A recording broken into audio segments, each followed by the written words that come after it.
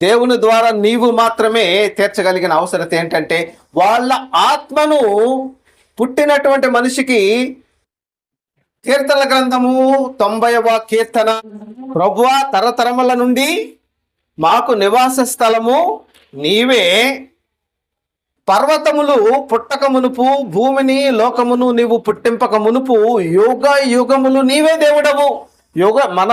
మన ముందు యుగాల్లో మన తల్లిదండ్రులకు ఎవరైతే దేవుడు, ఇప్పుడు ఆయన మనకు దేవుడు, మన పిల్లలు కూడా ఆయనే దేవుడు.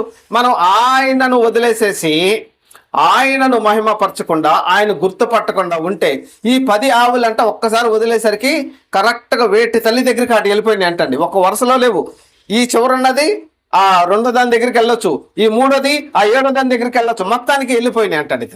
చూసారా, ఏటి దూడ, ఏ యొక్క ఆవు దూడ ఆ తల్లిని గుర్తుపట్టగలిగింది. జంతువులకు ఉన్నటువంటి పాటి జ్ఞానము కూడా మనుషులకు లేదు అని చెప్పడానికి ఈ ఒక ఉదాహరణ చాలండి. ఏమండి? కానీ దేవుడిని దేవుడిగా గుర్తించలేకపోవటం వల్ల కొంతమంది అంటూ ఉంటారండి, ఏమండి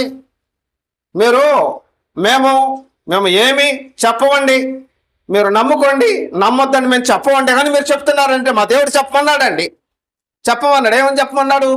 నేను దేవుడను, నీవు నీ జీవిత కాలంలో నన్ను దేవునిగా నువ్వు గుర్తించి నన్ను ఆరాధిస్తే నేను నా లోకానికి నిన్ను తీసుకెళ్తాను అని చెప్పాడు.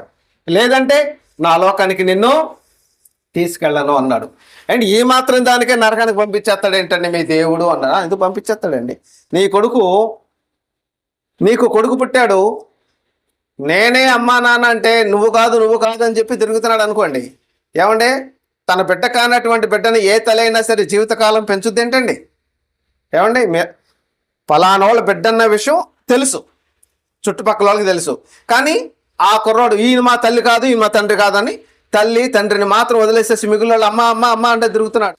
అలాగే ఆ చిన్నప్పుడు మనం బాగానే ఉంటాం, పెరిగే కొద్ది ఏర్ర రోజు వచ్చేసేసి పళ్ళని దగ్గర కూర్చుంటున్నాం, మీ అమ్మ బాబులు లేరా పెట్టడానికి, మా దగ్గరికి కొత్త ఉంటే అసహించుకుంటారండి.